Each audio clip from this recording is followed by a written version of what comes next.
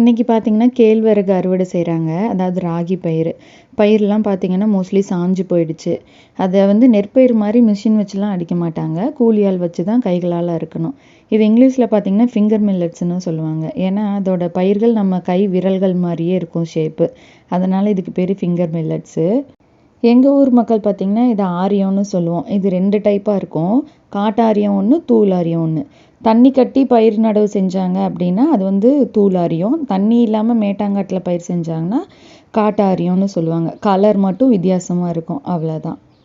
ராகி பயிரை தாள்லேருந்து அறுத்ததுக்கப்புறம் தாளை தனியாக அறுத்து காய வச்சு மாட்டுக்கு பார்த்திங்கன்னா தீவனமாக கொடுத்துருவாங்க.